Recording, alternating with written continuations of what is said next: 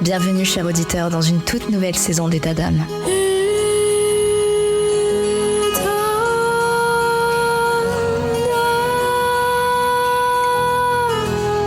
État d'âme vous fait vivre des moments forts avec des témoignages de femmes exceptionnelles et des conseils précieux de spécialistes de santé. Mais cette saison, préparez-vous à être transportés encore plus loin par État d'âme Stories. Ce sont tout simplement des récits fictifs, des histoires captivantes qui vous bouleverseront, des situations auxquelles vous pourrez vous identifier.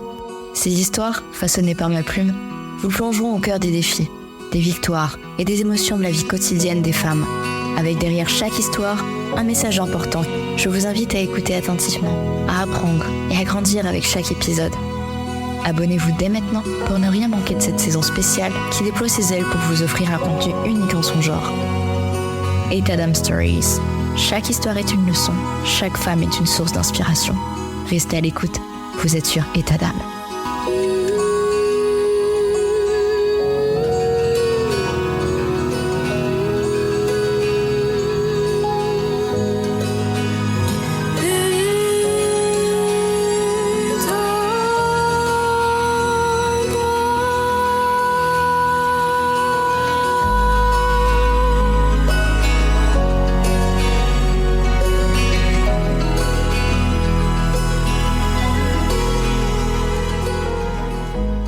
Bonjour à tous et bienvenue dans un nouvel épisode d'État d'âme. Aujourd'hui, nous avons le plaisir d'accueillir Élise, une femme exceptionnelle qui partage son parcours bouleversant. Depuis sa grossesse, elle a commencé à ressentir l'épuisement moral et physique, car elle menait une vie à 100 à l'heure jusqu'à son congé maternité. Une consultation chez une pédopsychiatre a ouvert la voie à une exploration profonde de son passé, révélant des moments de sa vie qui ont profondément façonné sa parentalité. Élise nous livre une narration captivante, une chronique de sa grossesse au milieu des épreuves familiales, du retour au travail, au milieu de relations toxiques et de la recherche d'un équilibre qui semblait insaisissable. À travers ces mots poignants, Élise nous invite à réfléchir sur la pression des schémas familiaux, la responsabilité parentale et la nécessité de briser le cycle des sacrifices imposés aux femmes. Elle a trouvé la force d'écrire son histoire pour se libérer des poids du passé et offrir à sa fille une mère épanouie. Restez à l'écoute pour une conversation profonde sur la reconstruction personnelle, la recherche de son authenticité et le pouvoir de l'introspection dans le voyage vers une maternité épanouissante. Excellente écoute. Bonjour Élise, merci d'être avec nous aujourd'hui. Bonjour Stéphanie et merci du coup de me donner la parole sur ton podcast État d'âme. Je t'en prie, c'est avec plaisir. Alors Élise, comment s'est passé le début de ta maternité ? Alors j'ai appris que j'étais enceinte quand ma mère venait de nous annoncer qu'elle avait un cancer. Donc tout au long de ma grossesse, j'ai vécu les opérations de ma mère, la peur, le soutien. Forcément, ça a eu un fort impact émotionnel pour moi. Puis vers mes 4 mois de grossesse, la mère d'une de mes meilleures amies est décédée subitement. Donc, encore une fois, un choc émotionnel important. Et puis, à nouveau, autour des mères et de la maternité. Donc, je vivais ce deuil qui m'impactait déjà moi. Et puis ensuite, je me devais d'être présente et en soutien pour mon amie, du coup, pendant de longs mois ensuite et pendant toute ma grossesse. À côté de ça, je travaillais beaucoup puisque j'étais responsable d'une équipe de plusieurs collaborateurs dans la construction. Et j'avais en plus une chef assez difficile qui me mettait la pression dans un rapport toujours conflictuel entre agressivité et paranoïa. Donc j'ai bossé comme ça, comme une folle, jusqu'à mes 7 mois et demi de grossesse. Je continuais à faire toutes mes réunions de chantier en allant de Saint-Denis à Alfortville, tout ça en transport en commun, bien sûr, comme si de rien n'était finalement. Et puis j'ai enfin été en congé mat, j'ai pu me poser, j'ai pu souffler. Et ma fille est arrivée quelques semaines après. Donc l'accouchement s'est pas trop mal passé, mais déclenché, donc 48 heures de travail. Je suis ressortie épuisée. Et bien sûr, nous étions en plein Covid, donc les nuits seules à l'hôpital qui ont été vraiment dures moralement. Je pleurais beaucoup. Et j'ai vraiment ressenti l'effet d'une chape de plomb qui venait se refermer sur moi en prenant conscience de la responsabilité qui était devenue la mienne. En fait, c'était vraiment la tempête émotionnelle pour moi. J'étais seule et je ne savais pas m'occuper d'un enfant. Et puis malgré tout ce qu'on peut dire, j'avais la sensation de pas vraiment connaître ma fille, en fait. J'avais la sensation désagréable de pas répondre à l'injonction d'amour d'une mère pour son enfant. Comme si, le bébé est là et ça y est, on l'aime. Et en fait, c'était pas du tout aussi simple que ça pour moi. J'avais ce petit bébé dans les bras qui, bien sûr, m'attendrissait. Et en plus, on avait partagé mon corps ensemble. Mais j'avais tout à apprendre d'être une mère. Et j'avais tout à apprendre d'elle. Je ne savais pas être sa maman à elle. Et j'avais vraiment l'impression qu'il fallait qu'on fasse connaissance, en fait, pour s'appréhender un peu toutes les deux. Donc, c'était un moment de grande vulnérabilité pour moi. J'ai vraiment eu l'impression de redevenir une petite fille de 8 ans à qui on demandait d'être maman, finalement. Donc, le lendemain, je me suis mise à appeler toutes les sages-femmes d'Île-de-France et de Navarre pour trouver un rendez-vous absolument pour que la maternité m'autorise à sortir le plus rapidement possible. Alors il est tout à fait normal de ressentir différentes émotions après l'accouchement, y compris celles qui entourent le lien avec le nouveau-né. Il est important de comprendre que devenir mère, c'est un processus qui se développe avec le temps. Et je pense qu'il y a beaucoup de femmes qui se sont senties ou se sentent actuellement comme une petite fille de 8 ans à qui on demande d'être mère. Peut-être aussi est-ce en lien avec l'enfant intérieur qui n'a pas forcément guéri de certaines choses, je ne sais pas. En tout cas, pour les femmes qui vivent actuellement cette situation et qui ont ce sentiment de culpabilité, vous ne devez pas vous sentir coupable. Car ce sont des sentiments normaux que beaucoup de femmes ont, je vous rassure, vous n'êtes pas seule. Il faut savoir que la naissance d'un enfant, c'est une expérience transformative. Il est tout à fait naturel que le lien entre vous et votre bébé ne soit pas instantané. Chaque maman vit cette transition à sa manière, et il n'y a pas de règle stricte pour ressentir ce lien dès le départ. Le fait que vous ne ressentiez pas immédiatement un lien fort, ça ne signifie en aucun cas que vous n'allez pas développer un amour profond et une connexion avec votre enfant au fil du temps. C'est un voyage qui nécessite du temps, de la compréhension et de la patience. Apprendre à connaître votre bébé, à comprendre ses besoins. Donc apprendre à connaître votre bébé, à comprendre ses besoins, ses préférences et sa personnalité unique, ça prend du temps. La métaphore « on ne naît pas mère, on le devient », ça reflète bien cette réalité. Être parent, c'est une aventure continue de croissance personnelle et d'adaptation à la vie avec un nouveau-né. Surtout, il faut vous donner le temps de vous ajuster à ce nouveau rôle et vous rappeler que chaque étape de ce processus est une opportunité d'apprentissage. Si vous ressentez le besoin de partager vos sentiments avec quelqu'un, surtout n'hésitez pas à en parler à votre entourage, à des amis proches ou même à des professionnels de santé mentale. Il est essentiel en tout cas de se sentir soutenu pendant cette période de transition. Soyez douce avec vous-même, vous êtes en train de grandir en tant que mère. Et ça prend du temps. Votre amour et votre connexion avec votre bébé se renforceront au fur et à mesure que vous avancerez dans cette incroyable aventure qu'est la maternité. Et ensuite, retour à la maison, mon mari était là et on a pris nos marques ensemble. Voilà, doucement, mes émotions se calmaient, on s'entraidait beaucoup et puis on apprenait tous les deux à être parents. Mais au bout de 3 semaines, lui a dû retourner au travail. Donc encore un coup dur pour moi parce que je me retrouvais à nouveau seule. Et je devais gérer ma fille alors que je n'étais pas encore très sûre de moi.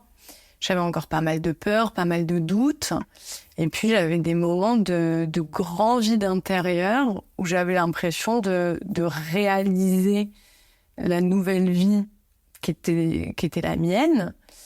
Et que je pouvais plus faire marche arrière, et que je devais faire face, et que je devais répondre aux besoins de cet enfant, quel que soit mon état émotionnel et ma fatigue. Donc voilà, j'ai fait du mieux que je pouvais, et puis le temps est passé, je me suis sentie de plus en plus à l'aise dans mon rôle de maman. J'ai créé le lien avec ma fille des moments qu'on passait ensemble, et puis elle grandissait, donc c'était déjà un peu moins impressionnant que les débuts de nourrisson. Et puis est arrivé le moment où moi aussi j'ai dû reprendre le travail.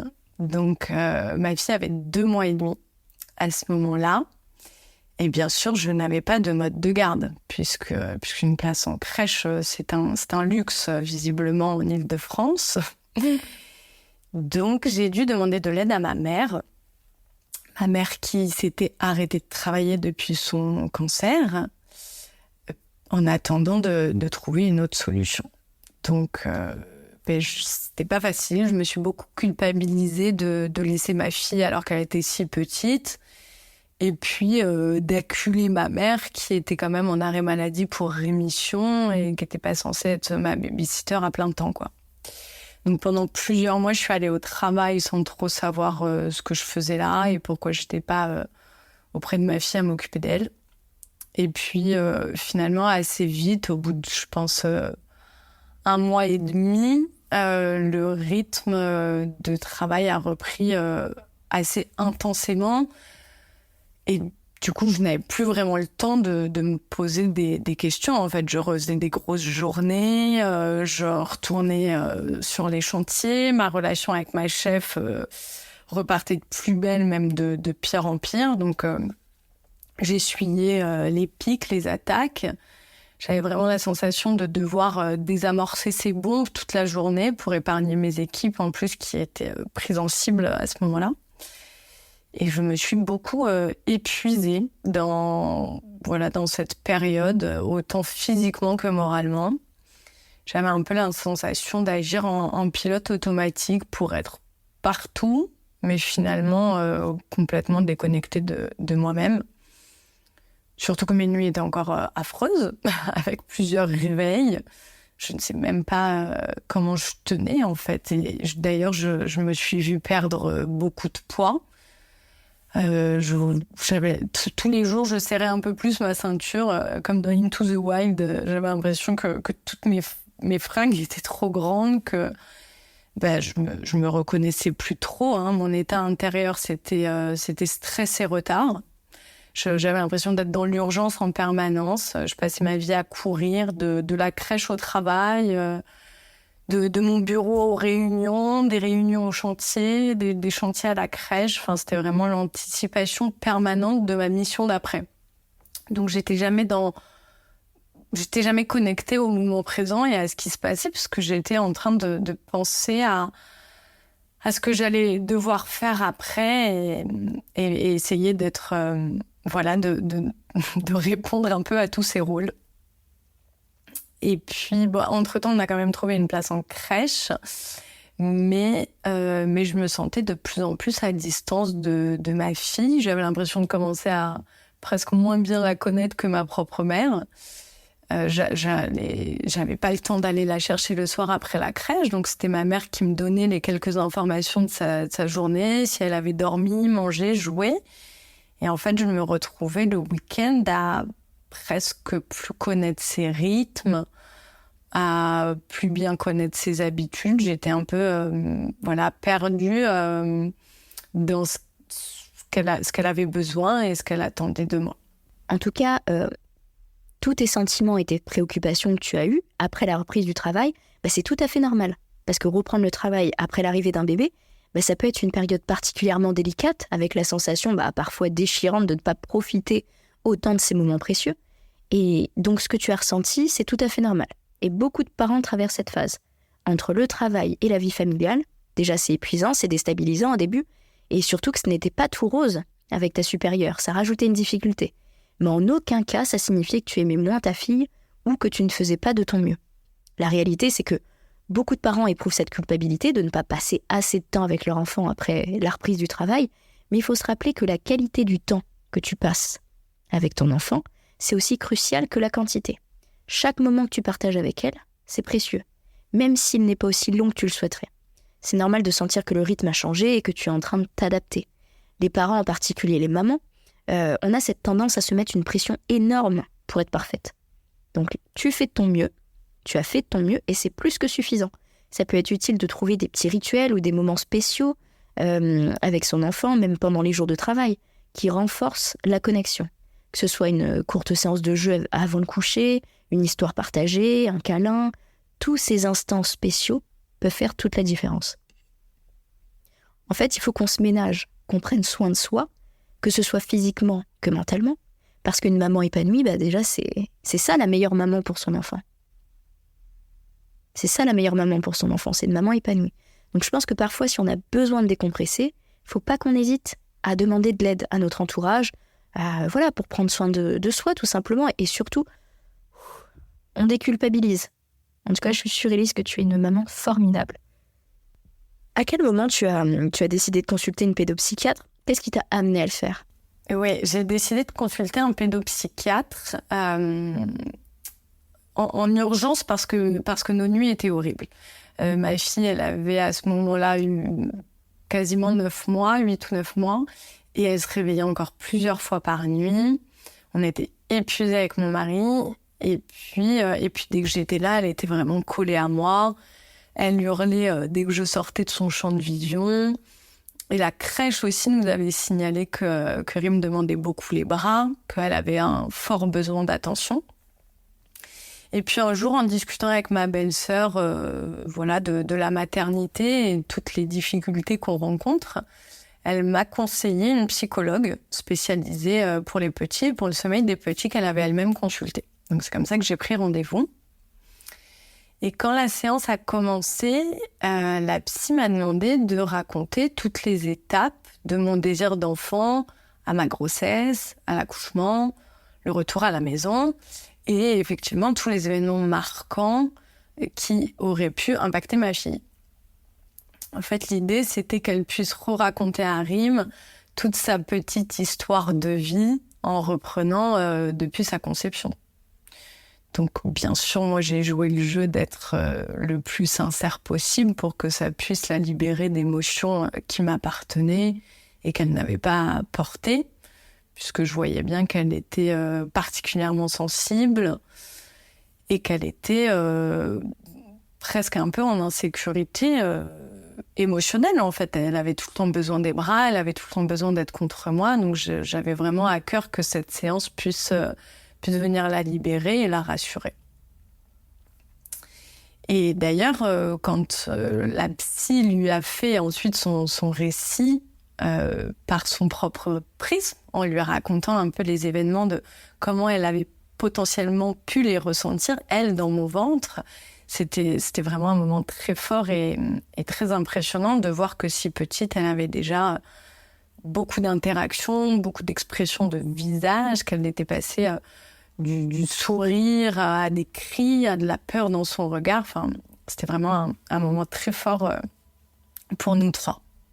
C'est tellement génial. Franchement, c'est génial d'entendre que tu as parlé à ta belle-sœur et qu'elle t'a donné de précieux conseils. Franchement, je souligne vraiment l'importance de parler, de partager nos expériences et nos préoccupations, parce qu'en parlant, on se rend compte souvent qu'on n'est jamais seul dans nos sentiments ou dans nos défis qu'on traverse. Il y a toujours d'autres femmes qui ont vécu des expériences similaires et qui peuvent apporter soit des conseils, soit qui vont nous donner des contacts parce que du coup elles ont déjà consulté des professionnels de santé pour qui ça les a beaucoup aidés dans leur situation. En fait, le simple fait de savoir que d'autres personnes ont traversé des moments similaires, déjà, ça peut apporter un réconfort immense. Lors de la consultation avec cette psy, comment ça s'est passé ? Eh bien, c'est vrai que quand j'ai fait cette consultation psychologue, je ne m'attendais pas forcément à ce que ça devienne presque ma propre séance. Parce que je pensais être assez lucide des événements qui avaient eu lieu pendant ma grossesse et que j'avais essayé d'appréhender avec beaucoup de détachement émotionnel justement pour protéger ma fille. Et là, en le racontant, c'est comme si je réalisais pour la première fois que c'était des événements assez durs, en fait, et que j'avais complètement enfoui mes émotions, que je m'étais presque refusé de les vivre, comme si c'était l'histoire de quelqu'un d'autre sans que j'y prenne part. Et c'est vrai qu'en venant reparler de tout ça, je m'entendais presque parler et me dire « Ah ouais, c'est ma vie, en fait. C'est à moi que c'est arrivé. » Et puis aussi mettre des mots sur le début de ma maternité, parce que j'en avais très peu parlé, finalement. C'était une période très intime pour moi, qui avait été assez culpabilisante et déstabilisante, et je l'avais pas trop partagée, finalement. Et donc là, venir mettre des mots dessus, ça me libérait beaucoup et ça me faisait aussi conscientiser toutes les étapes par lesquelles j'étais passée et que j'avais finalement un peu minimisé, un peu banalisé sous le prétexte des hormones, du baby blues, presque comme si voilà, c'était normal pour les femmes, quoi. Et puis, à la fin de mon assez long monologue, la psy, elle m'a regardée avec un regard un peu, comment dire, dur, un peu, qui marquait une pause, en fait. Et très solennellement, elle m'a dit, mais ça va, vous, madame ? Et là, j'avoue que ça a été... je sais pas, une chute libre. Il y a eu comme un silence dans ma tête, vraiment mon cœur s'est arrêté. Il y a eu vraiment un stop dans ma vie à ce moment-là de me dire ah ben non, mais ça va pas du tout. Ah ben non, pas du tout même. En fait, je ne me pose pas cette question, je m'autorise pas à me la poser et presque personne d'autre ne me la pose non plus. Mais si je suis honnête, non, je me sens vide, je me sens faible, je me sens maigre, je me sens pâle, je sais plus qui je suis, je me reconnais plus physiquement, moralement, je suis éreintée. Et du coup, là, vraiment, ça a ouvert la porte à toutes mes émotions, en fait, que je n'avais pas libéré. Et du coup, je me suis mise à pleurer vraiment comme si on ouvrait les vannes depuis plusieurs mois, quoi. Et c'est là que j'ai réalisé que je ne voulais pas être cette personne-là, que c'est pas comme ça que je voulais mener ma vie, que c'était pas ça que je voulais offrir à ma fille. Et que je voulais me retrouver. Je voulais être souriante, je voulais être reposée, je voulais prendre du temps pour moi, je voulais retrouver ma personnalité. Mais voilà, là, à ce moment précis, je voyais pas de solution et j'avais un peu cette sensation que, voilà, c'était la vie des femmes, en fait. Ah là là, c'est dur cette question, hein. C'est vraiment dur. Est-ce que ça va ? Quand on a l'habitude de dire oui, ça va, et toi, en souriant à notre entourage, au boulot, aux amis. Et quand un professionnel de santé, là, nous pose la question, là, c'est pas pareil. J'ai l'impression qu'il y a notre esprit, en fait, qui se dédouble et qui nous dit, en chuchotant, vas-y, c'est maintenant. C'est maintenant que tu peux tout dire, vas-y. Et là, il y a les larmes qui commencent à monter et au fur et à mesure, en parlant, on se rend compte que, ça va pas si bien que ça, en fait. Et que si on extériorise en pleurant, c'est que ça nous touche. Mais à ce moment-là, d'une certaine manière, on sait qu'on a bien fait et qu'on n'est pas là par hasard ou pour rien. Tout prend un sens. On sait que, ok, maintenant je prends conscience que ça ne va pas si bien que ça. Je suis en train de me dévoiler à un professionnel de santé et il est là pour m'aider. Ça va aller. Alors tu as évoqué des épreuves familiales pendant ta grossesse. Comment ces événements ont-ils influencé ton expérience de la maternité ? Alors l'ironie de la situation, effectivement, c'est que tous ces événements tournaient autour de la maternité et touchaient les mères quand moi j'allais en devenir une. Je pense qu'inconsciemment, ça m'a beaucoup challengée sur ma propre maternité et que je n'ai malheureusement pas fait passer comme ma priorité. J'ai réalisé après coup qu'en voulant garder le contrôle de mes émotions pour ne pas flancher, parce que j'étais enceinte, parce que autour de moi, les gens avaient besoin de soutien, je m'étais complètement détachée de moi-même finalement et je m'étais imposé un rythme autant physique que émotionnel beaucoup trop fort pour une femme enceinte et peut-être beaucoup trop fort tout bonnement pour moi en fait. Alors, j'investissais quand même ma grossesse dans des moments à la maison où j'étais calme, où j'étais toute seule, où voilà, je parlais à ma fille. Et puis pendant ma pratique de yoga, que j'ai toujours continué avec des petits moments de méditation où j'essayais de ressentir un peu plus mes perceptions corporelles de grossesse. Et aussi pendant mes séances de sophrologie, puisque j'avais fait tout un accompagnement de préparation à l'accouchement en sophrologie, Donc voilà, c'est des moments où je venais plus me connecter à moi, où je venais faire le calme, où je venais me connecter à ma fille, à prendre un peu plus conscience de ce qui se passait. Mais finalement, dès que je sortais de ces espaces-là, je redevenais Élise, super warrior qui soutient les autres, qui fait son job à fond, qui se plaint pas et surtout qui dérange personne avec sa grossesse. C'était un peu comme si c'était mon problème à moi d'être enceinte et ça ne devait pas impacter les autres ni le rôle que je me devais d'avoir auprès d'eux. Ton retour au travail après la naissance de ta fille, comment tu l'as vécu ? Oui, alors les premières semaines, quand j'ai repris le travail, j'avais vraiment le sentiment de pas savoir ce que je faisais là. Fallait que je redevienne comme si de rien n'était, comme si j'étais pas devenue maman, comme si j'avais pas un bébé de 2 mois à la maison. Et j'avais un parallèle de vie qui était assez dingue. Et j'avais un peu l'impression de jouer un rôle au travail, hein, que c'était pas... que j'étais plus du tout cette Élise-là, mais que ici, je devais le redevenir, quoi. Donc, c'était un peu perturbant. Et puis, d'ailleurs, au début, j'ai fait beaucoup de télétravail. J'avais du mal à aller au bureau, j'avais du mal à me confronter à mes collègues, et puis ça me permettait aussi d'aller plus vite chercher ma fille. Et parfois même, d'ailleurs, je télétravaillais chez mes parents pour passer une tête, lui faire un bisou entre 2 réunions, pour prendre un peu le relais de ma mère sur la pause déjeuner. Mais voilà, finalement, après, quand le rythme normal de mon travail est revenu, je pouvais plus du tout me permettre de ne pas être à fond, en fait. J'étais tout le temps au téléphone, j'étais tout le temps en réunion, j'étais tout le temps en déplacement extérieur, donc je me suis remis dans le mood sans vraiment pouvoir me demander si c'était OK ou pas. Et puis, à ce même moment, on a trouvé une crèche privée qui nous a dépannés. Et d'ailleurs, j'ai même pas pu faire l'adaptation de ma fille. C'était ma mère et mon mari qui se sont relayés.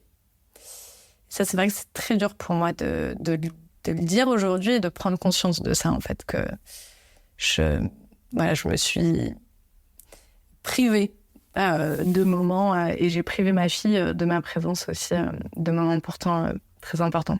Les relations avec ta chef semblaient être une grosse source de stress.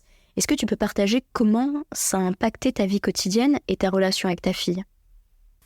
Oui, alors j'avais une chef qui était très stricte, très protocolaire, tout le temps sur la défensive, dans la paranoïa. Donc j'avais la pression d'être au rendez-vous. Si je voyais qu'elle m'avait appelé et que j'avais loupé son appel, c'était la panique. Si elle me demandait de venir au bureau tel jour, alors que moi je m'étais organisée autrement, et que ce jour-là, j'avais un rendez-vous chez le pédiatre ou chez la sage-femme, parce que bien sûr, j'étais encore en pleine rééducation de périnée.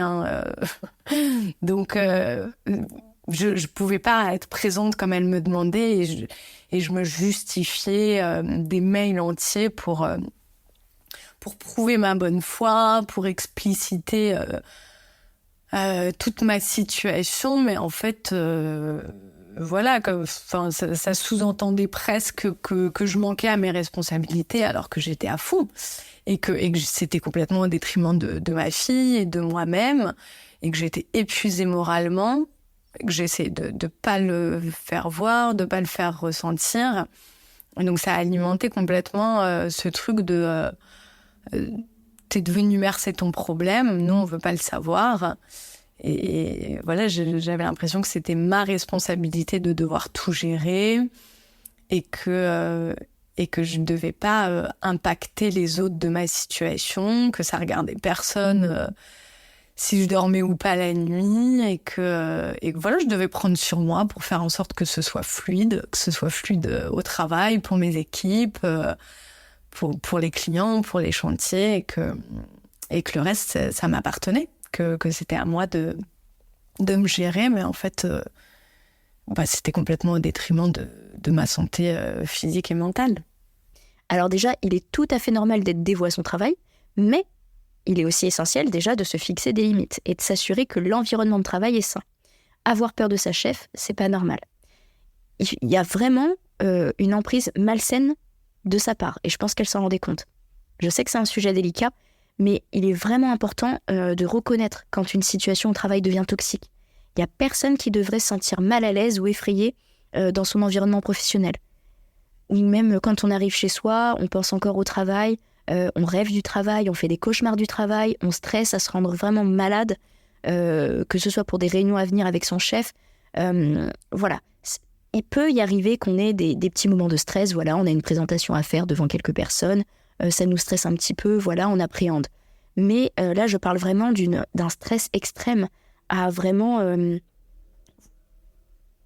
en faire des cauchemars, en fait, à vraiment tout appréhender. Là, c'est qu'il y a quelque chose qui ne va pas. Donc, cher auditeur, si vous avez le sentiment que votre supérieur abuse de son pouvoir, ça pourrait être une situation à prendre au sérieux. Je tiens à rappeler que, Élise, tu étais en droit de prendre soin de toi et de ta famille, devoir assister à des rendez-vous médicaux, que ce soit pour toi ou pour tes enfants, et c'est vraiment tout à fait légitime. La santé doit toujours être la priorité et tout employeur compréhensif devrait respecter ça. Tu as mentionné que l'écriture a joué un rôle important dans ta libération émotionnelle. Comment ça t'est venu à l'idée d'écrire ? En quoi ça t'a aidé ? Oui, alors je me suis mise à écrire, effectivement, parce que les semaines après le rendez-vous psy ont été assez dures. J'avais la prise de conscience que c'était pas OK. Tout était là, mais je ne savais pas quoi en faire.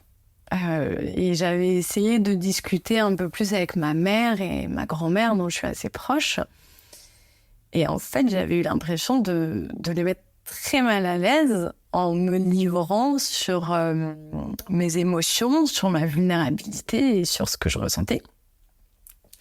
Donc, elle m'avait un peu coupé la parole ou vite changé de sujet, comme si ça, c'était pas le sujet sur lequel il fallait s'attarder, quoi. Donc, je crois que tout bonnement, elles savaient pas quoi me répondre. En fait, elles avaient pas su faire autrement pour elles-mêmes. Elles avaient aucun conseil à me donner pour ma propre vie. Mais moi, en fait, à ce moment-là, leur silence, ça m'a vraiment beaucoup mise en colère. Je me suis dit, OK, donc comme d'habitude, on va pas se parler des sujets profonds, on va pas se parler des blessures, et puis on va se soutenir comme des femmes fortes en subissant, dans le silence, sans se plaindre. Et puis même, baisse les yeux, ça sera encore mieux, tu verras. Donc, je suis repartie de là hyper frustrée, énervée, avec un profond sentiment d'injustice et d'incompréhension. En fait, je me sentais seule dans ce que je ressentais. Et en fait, pour elle, c'était presque normal. Fallait prendre son mal en patience. C'était le sort des femmes de souffrir, et c'était comme ça. Et je m'étais sentie presque ridicule que de venir m'étaler alors que peut-être c'est ce qu'elles avaient ressenti aussi. J'avais l'impression que c'était vraiment oui chérie, tu comprends la vie que maintenant, en fait, t'es mignonne, tu comprends ce que c'est que d'être une femme. J'ai eu vraiment un sentiment un peu de mépris presque sur mes émotions à ce moment-là. Et j'ai ressassé pas mal en me disant mais non, en fait, je suis pas d'accord. Je suis pas d'accord avec ça. Je refuse de me dire que c'est normal. Je refuse de me dire que ça va être ça ma vie, et que je vais endosser, et que je dois attendre que ça passe. Je me suis vraiment dit, si elles ont eu envie de s'imposer une vie là, ça leur appartient. Mais moi, c'est hors de question. C'est hors de question que je fasse comme ça. Et presque, si elles le savaient, et si elles se croyaient plus malines, pourquoi elles m'ont pas prévenue ? Et du coup, moi, je vais faire autrement. Je vais faire autrement avec ma fille, et je vais faire autrement dans ma maternité, parce que ça sera pas la mère que je veux être. Et du coup, l'été est arrivé, donc j'ai pu prendre un peu de recul, souffler, réfléchir. Et c'est vraiment à ce moment-là que je me suis mise à écrire. En fait, au début, j'écrivais des petites scènes un peu sarcastiques sur les schémas familiaux, puisque j'étais en vacances dans ma famille et que j'avais une source d'inspiration sous les yeux pas mal, qui me faisait rire en fait. C'était presque des petits sketchs. Et en libérant un peu ma plume, j'ai eu l'impression de vraiment ouvrir quelque chose en moi. Et là, je me suis mise à écrire de manière beaucoup plus profonde. Et j'ai commencé à écrire des scènes sur les femmes de ma famille, en fait, comme des récits de moments de leur vie que je ne connaissais pas. Parce que j'avais l'impression d'avoir des trous, d'avoir des manques sur qui elles étaient, en fait, pour comprendre. C'est comme si j'avais eu le synopsis du film, mais j'avais pas eu le détail, j'avais pas eu le contenu, j'avais pas eu les émotions qu'elle est avec. Parce que voilà, il y avait toujours ce schéma de on s'attarde pas sur les blessures, on se relève et on avance, pardon. Mais voilà, moi j'avais besoin de comprendre et du coup je me suis mise à romancer leur vie en fait, peut-être à chercher des justifications à leurs réactions, à leur comportement. Et voilà, j'ai commencé à écrire des scènes sur la potentielle enfance de ma mère, de sa relation à sa propre mère, à son père, à sa sœur. Et ça me faisait beaucoup de bien, en fait. J'essayais je pense, de trouver des réponses pour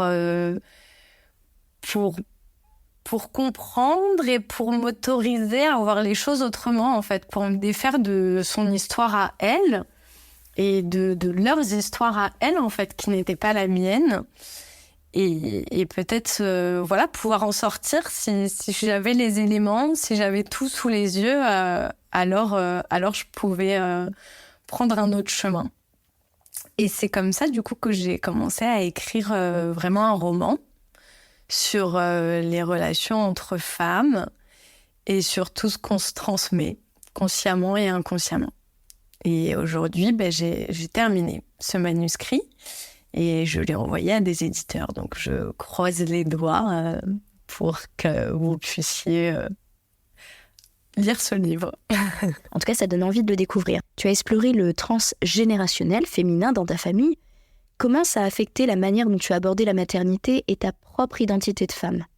Oui, alors en écrivant, j'ai aussi beaucoup lu. J'ai beaucoup lu sur le transgénérationnel, sur les blessures familiales, sur la féminité, sur la maternité, sur la place de la mère dans la société.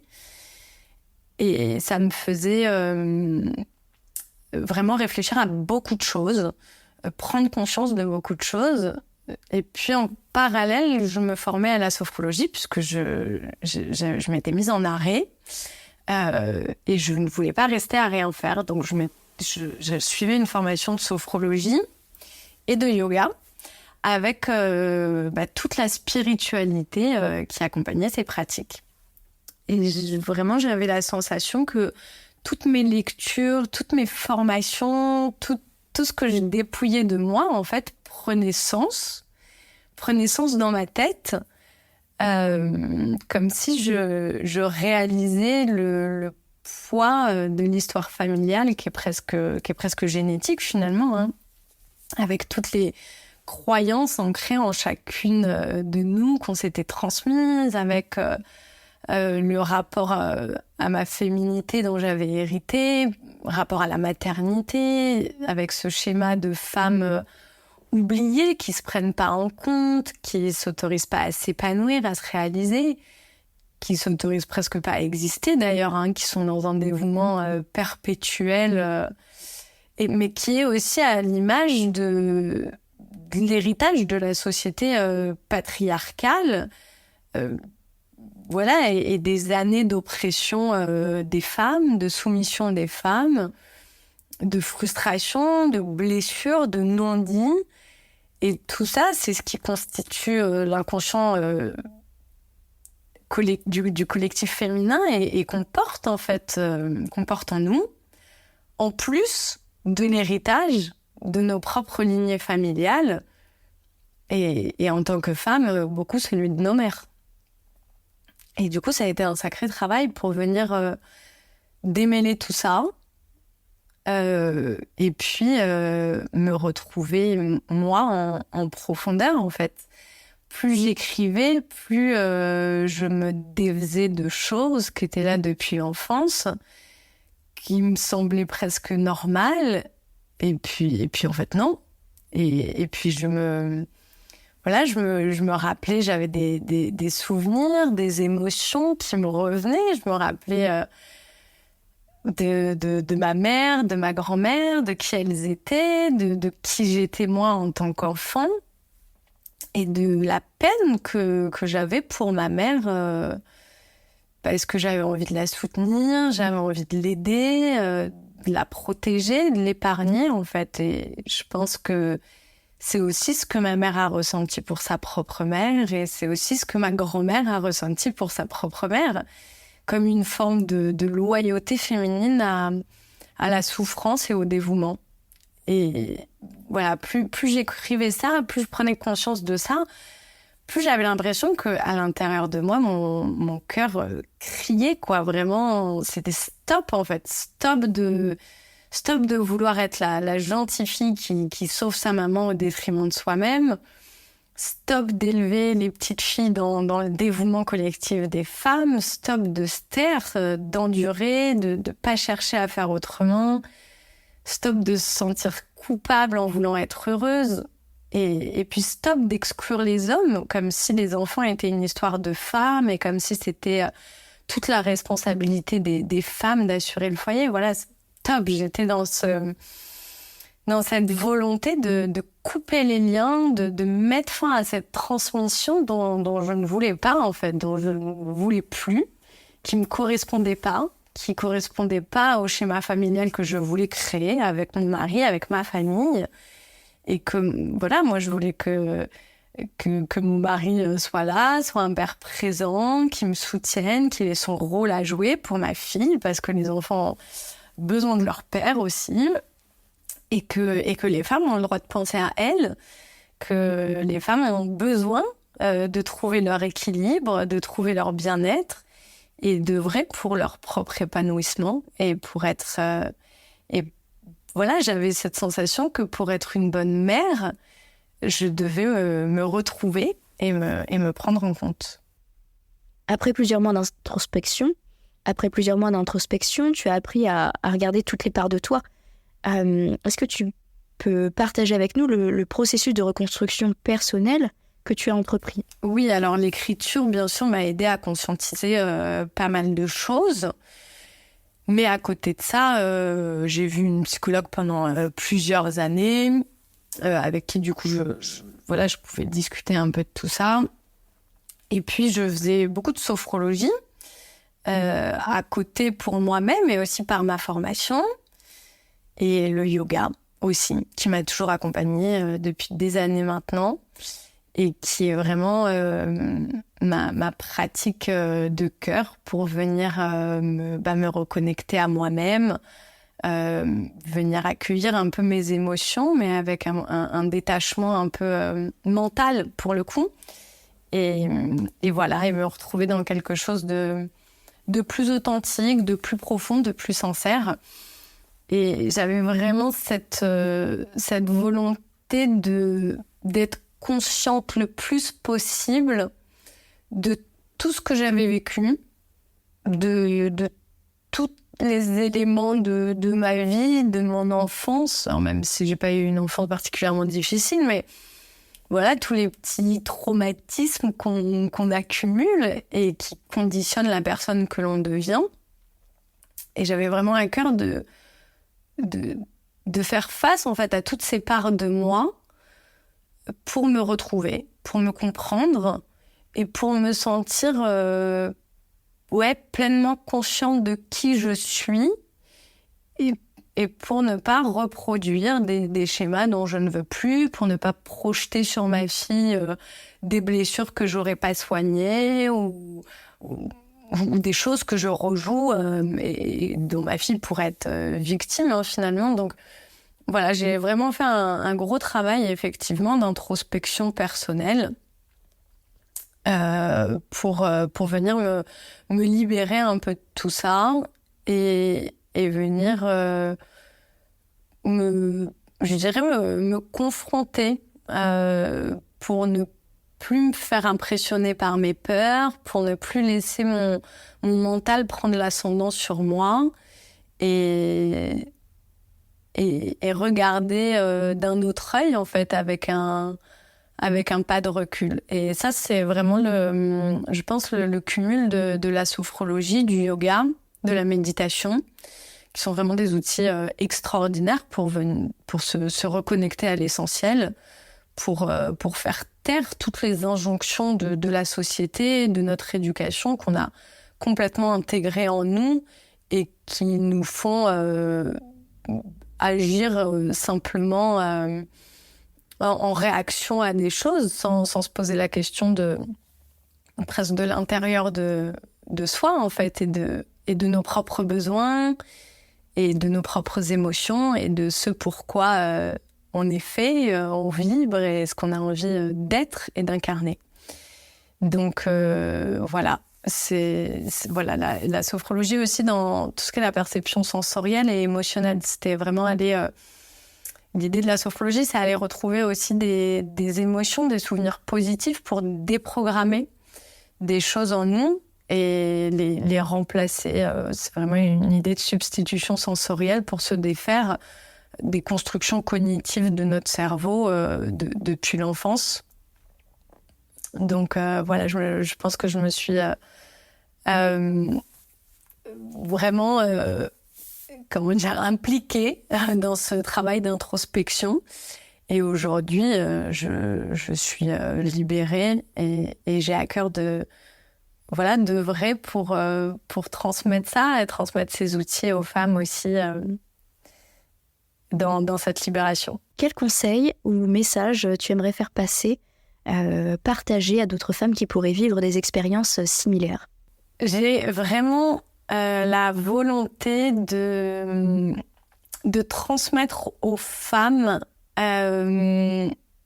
tous les outils, toutes les pratiques qui viendraient les aider à prendre conscience de tout ce qu'elles ont en elles, de leur force, de leur résilience, de leur capacité à s'adapter, à aimer, à soutenir, à créer du lien. Parce que ce sont des qualités qui ne doivent pas être au détriment de nous-mêmes, en fait. C'est vraiment les qualités féminines qui sont notre pouvoir intérieur. Une fois qu'on en a conscience, c'est vraiment pouvoir diffuser quelque chose de très beau, de très profond, une forme de sagesse intérieure qui est magnifique. Mais pour ça, ça demande aussi de se dépouiller et ça demande d'aller se défaire et d'aller déloger un petit peu ce qui nous pollue et ce qui nous empêche d'être nous-mêmes et de voir notre vraie richesse intérieure. Donc ça veut dire aller regarder les blessures, aller regarder ses peurs, s'interroger sur sa famille, sur son éducation, sur le rôle que l'on a à son travail, dans la société, avec ses amis, sur la valeur que l'on se donne, pour venir libérer toutes les émotions qui stagnent et qui se réactivent. Et puis venir libérer sa voix, venir libérer son corps, venir libérer son cœur, son intuition et retrouver une fluidité, une harmonie intérieure qui permettent de se reconnecter vraiment à l'essence de sa féminité. Et je pense que c'est vraiment en acceptant de mettre en lumière toutes les parts de nous qu'on accède à une connaissance intérieure de soi qui est juste la plus belle force qu'on puisse avoir pour mener sa vie. Et puis, je suis intimement convaincue que la femme est l'avenir de la planète pour apaiser la violence, pour apaiser la haine, les guerres.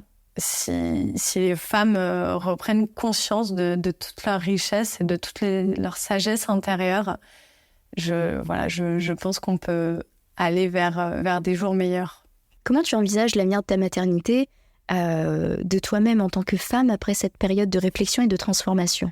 Eh bien, je veux œuvrer pour cette libération émotionnelle et intérieure des femmes à travers mes accompagnements que j'ai créés, que j'ai rédigés et qui mêlent du coup de la sophrologie, du coaching, du yoga.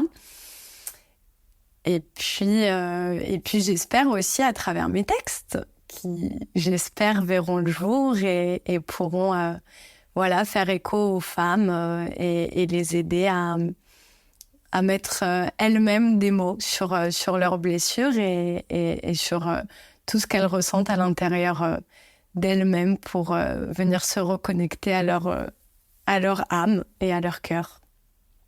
Et puis pour ma fille, j'espère lui offrir une maman heureuse, une maman épanouie, et que ça lui apprenne à être une femme alignée avec elle-même. Voilà. Eh bien, en tout cas, merci infiniment, Élise, d'avoir partagé avec nous ton histoire. Chers auditeurs, le récit d'Élise nous invite à réfléchir sur la complexité de la maternité, les pressions sociales et les défis qui peuvent émerger dans le quotidien d'une mère. Nous avons exploré ensemble la nécessité de se confronter à son passé, de briser les schémas transgénérationnels et d'accorder de l'importance à la santé mentale des mères. Élise nous a montré le pouvoir de l'écriture comme moyen de libération et d'introspection. Sa volonté de se reconstruire et de s'autoriser à être authentique, c'est un témoignage de force et de résilience. Elle nous rappelle que prendre soin de soi en tant que mère n'est pas un acte égoïste. C'est une nécessité pour offrir le meilleur à nos enfants. Et en écoutant son histoire, nous espérons que cela ouvrira des discussions, que ça suscitera la compréhension et que ça encouragera d'autres femmes à chercher de l'aide, à partager leur expérience et à se libérer des poids qui entravent leur bien-être. N'hésitez pas à retrouver Élise sur les réseaux sociaux, je vous mettrai tout en description, je compte sur vous. Restez connectés en vous abonnant pour encore plus de partages inspirants. À tous les auditeurs, merci de nous avoir suivis sur État d'âme, où chaque femme est unique, mais certains parcours de santé s'entremêlent. À bientôt pour un prochain épisode, prenez soin de vous.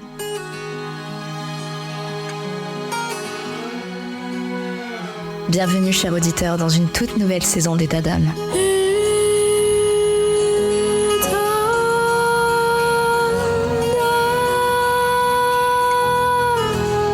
État d'âme vous fait vivre des moments forts avec des témoignages de femmes exceptionnelles et des conseils précieux de spécialistes de santé. Mais cette saison, préparez-vous à être transportés encore plus loin par État d'âme Stories. Ce sont tout simplement des récits fictifs, des histoires captivantes qui vous bouleverseront, des situations auxquelles vous pourrez vous identifier. Ces histoires, façonnées par ma plume, vous plongeront au cœur des défis, des victoires et des émotions de la vie quotidienne des femmes, avec derrière chaque histoire un message important. Je vous invite à écouter attentivement, à apprendre et à grandir avec chaque épisode. Abonnez-vous dès maintenant pour ne rien manquer de cette saison spéciale qui déploie ses ailes pour vous offrir un contenu unique en son genre. État d'âme Stories. Chaque histoire est une leçon, chaque femme est une source d'inspiration. Restez à l'écoute, vous êtes sur État d'âme.